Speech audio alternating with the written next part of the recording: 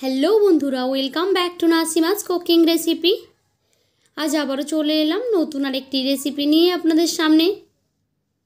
আজকের করে দেখাবো ডিম দিয়ে দারুণ সুন্দর কালারফুল একটা পিঠার রেসিপি। আজকের বানাবো ডিম সুন্দরী পিঠা। তাহলে চলুন রেসিপিটি দেখে নেওয়া যাক।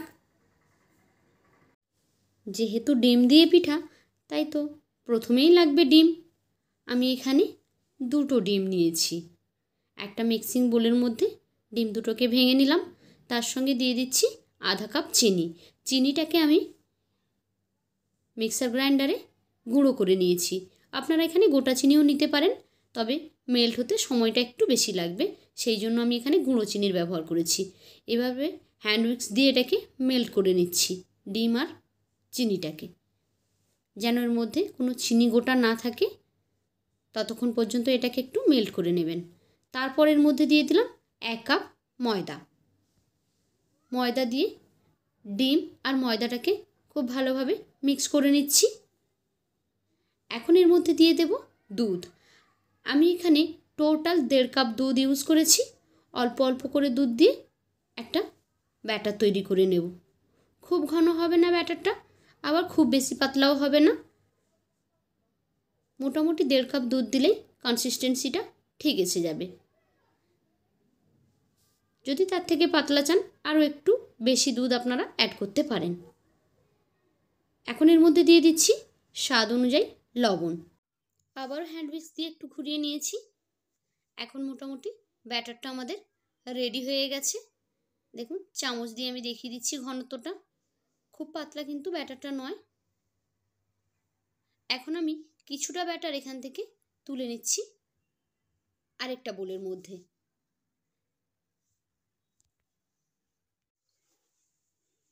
এই যে ব্যাটারটা আমি তুলে নিচ্ছি, এটার মধ্যে কালার মিক্স করব।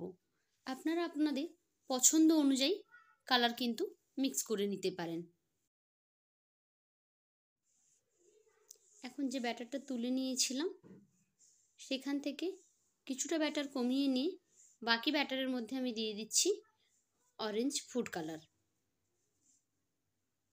আপনারা দেখেছিলেন আমি এই মিক্সিং বোলটা ভরে কিন্তু ব্যাটার তুলে নিয়েছিলাম। আমি কিছুটা এখান থেকে কমিয়ে নিয়েছি, আর বাকিটার মধ্যে এখানে অরেঞ্জ কালার মিক্স করে দিলাম।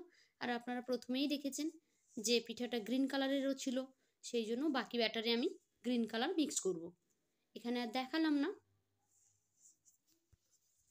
আবারও একটা মিক্সিং বোল নিয়ে নিয়েছি, তার মধ্যে নিয়েছি আমি 2 টেবিল চামচ পরিমাণ চিনি, আর তার সঙ্গে দিয়ে দিচ্ছি আমি দুটো ডিম। দিয়ে দিলাম স্বাদ অনুযায়ী লবণ। দেওয়ার পরে হ্যান্ড উইক্স দিয়ে আবারও খুব ভালোভাবে চিনিটাকে মিক্স করে নিচ্ছি ডিমের সঙ্গে। অনেকে ডিমের একটা আঁশটে গন্ধ থাকে, সেটা পছন্দ করতে পারেন না। সেক্ষেত্রে আপনারা ভ্যানিলা এসেন্স বা এলাচের গুঁড়োও ব্যবহার করতে পারেন। এখন গ্যাসে আমি কড়াই বসিয়ে দিয়েছি। একটু অয়েল ব্রাশ করে দিলাম, দিয়ে তার উপরে যে ডিমটাকে মিক্স করলাম, ডিম আর চিনি, সেটাকে এখানে দিয়ে দিলাম।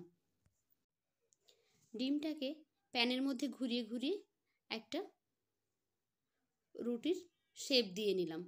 মোটামুটি একটা গোল করে শেপ দিয়ে নিলাম আমরা। যখন ডিমটা ভালোভাবে ফ্রাই হয়ে গেছে, তখন এভাবে স্প্যাচুলা দিয়ে পাটিসাপটার মতো গোল গোল করে একটু রোল করে দিলাম। দিয়ে এই পাশেই কিন্তু দিয়ে দিলাম যে ব্যাটারটা আমরা তৈরি করে রেখেছিলাম, প্লেন ব্যাটার, সেটা এখানে দিয়ে দিলাম। প্লেন ব্যাটারটা যখন হয়ে যাবে, তখন আবারও এইভাবে পাটিসাপটার মতো ফোল্ড করে নেব আমরা। দিয়ে একটা সাইডে রেখে দিলাম।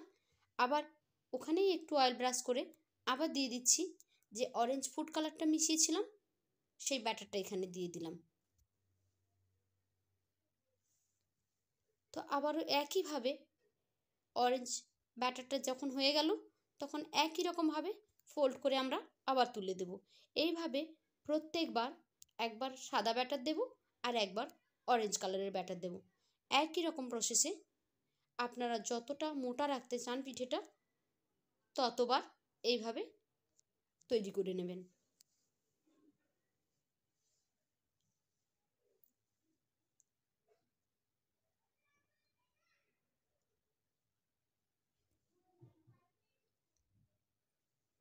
এখন এটা হয়ে গেছে। আমি আর বেশি মোটা করব না, তাই এটাকে এখন তুলে নিচ্ছি। একই রকম প্রসেসে বাকিগুলো তৈরি করে নেব। এখন এগুলোকে আমি কেটে নিচ্ছি। আরেকটা যে আমি তৈরি করেছি সেটা আর দেখালাম না, একই রকমভাবেই আপনারা তৈরি করে নেবেন। একটা গ্রিন কালারের তৈরি করেছি আমি, আর একটা এই অরেঞ্জ দিয়েই তৈরি করেছি। তো পিঠেটা অবশ্যই ঠান্ডা হলে কাটবেন, গরম অবস্থাতে কাটার চেষ্টা করবেন না, তাহলে হয়তো ভেঙে যেতে পারে বা শেপটা ভালো আসবে না। অবশ্যই এটা ঠান্ডা করে তারপর কেটে নেবেন, তাহলে শেপটা খুব সুন্দর আসবে। এখন আমি এটাকে পরিবেশন করে দিচ্ছি। দেখুন দেখতে কত সুন্দর লাগছে, আর বাচ্চারা এটা খেতে ভীষণ পছন্দ করবে। যার বাড়িতে বাচ্চা আছে অবশ্যই এটাকে তৈরি করে ফেলতে পারেন, আর এটা খুব হেলদি একটা খাবার। কেমন লাগলো রেসিপিটি কমেন্ট করে জানাবেন। যদি ভালো লেগে থাকে তাহলে একটা লাইক করে দেবেন। আর যারা আমার চ্যানেলে ভিডিওটি প্রথমবার দেখছেন তাদের কাছে অনুরোধ করছি চ্যানেলটিকে সাবস্ক্রাইব করে বেল আইকনে ক্লিক করে নোটিফিকেশান অল করে দেবেন। তাহলে নতুন ভিডিও আপলোড করলে সেই ভিডিও সঙ্গে সঙ্গে পৌঁছে যাবে আপনাদের ফোনে। তো আজকের মতো বিদায় নিচ্ছি, আবারও ফিরে আসবো অন্য কোনো দিন অন্য কোনো নতুন রেসিপি নিয়ে। Bye bye.